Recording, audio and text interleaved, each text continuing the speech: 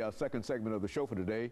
We're talking to Mr. Kenneth Kane, and the issue is the Nashville Black Coalition, Nashville Black Coalition. Of course, the purpose of that coalition, as you've indicated, Mr. Kane, is to try to focus on issues that are of some concern to African Americans in various communities across the nation.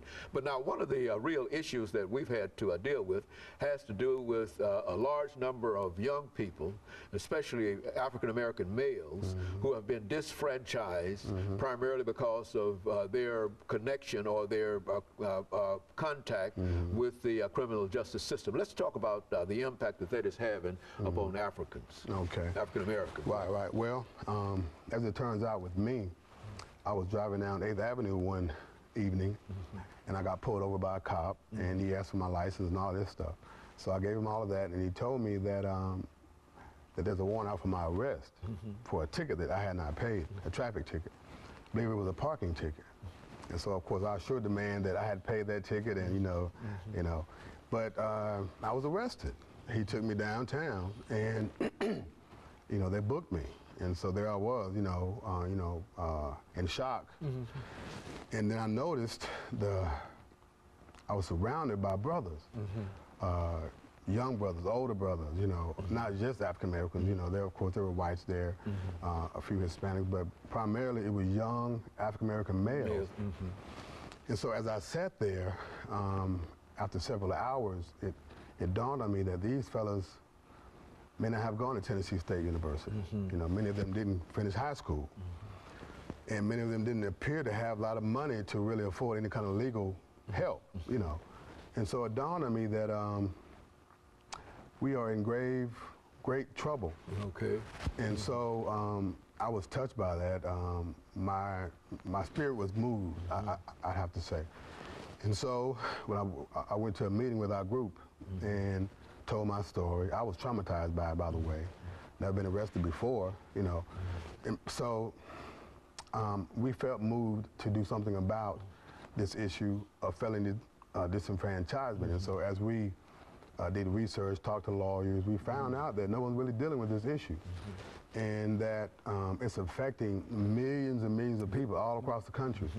I think Tennessee had at least 100,000 people that fall into that category. Yes. And so, but now most of the crimes were for little petty crimes. They were not for violent crimes. They were for things like maybe having a small amount of, marijuana, things like that. And so what really shocked us was what it did in essence.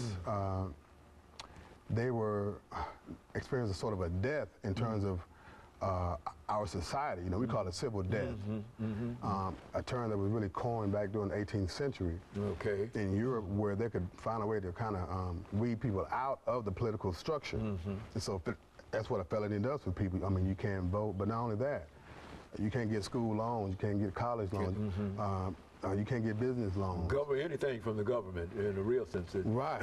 And so its impact, of course, on the family structure, when you have a wife, children, and yet you're faced with this awesome impediment of being locked out of society. That's exactly what it is. Yes. And so since that time, we have been assembling various lawyers around town. We set up shop at a library, someplace like that, or at a church.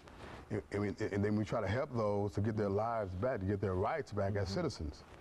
I'm amazed that, of course, you was in the civil rights movement during that era, and yet people's voting rights have just been stripped away, and nothing is really, not enough, I would say. It's being done to really address this issue, because it's also about economics, it's also about education. So it's a very, very pregnant issue that we feel like is a structural problem that we have that must be addressed structurally, through the laws. Because legally, through legislation. Exactly. And of course some states are doing that now.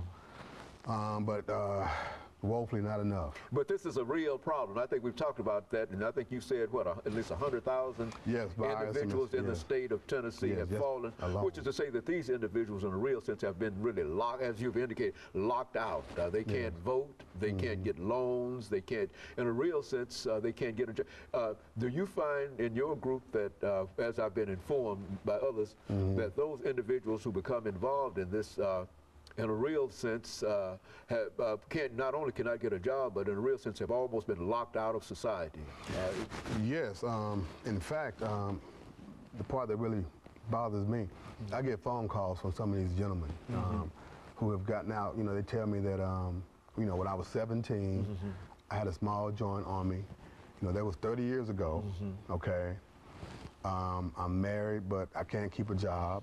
I have children. I've done my time, okay?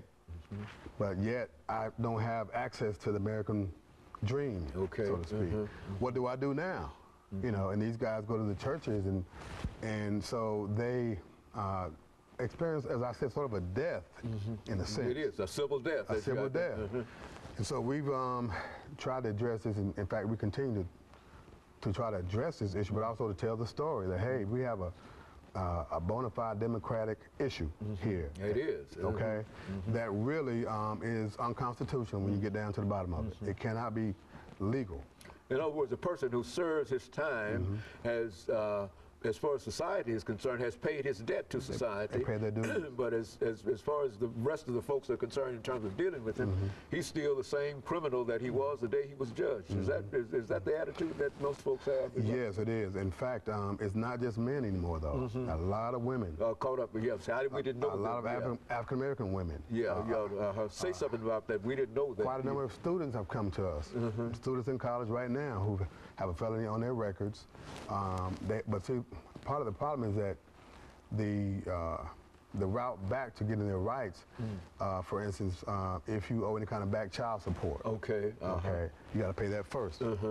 Which, of course, if you spent a year behind bars, or 2 years, or 10 years behind bars, then that money has accumulated. That's right. And so therefore, you really locked out in that manner, just economically.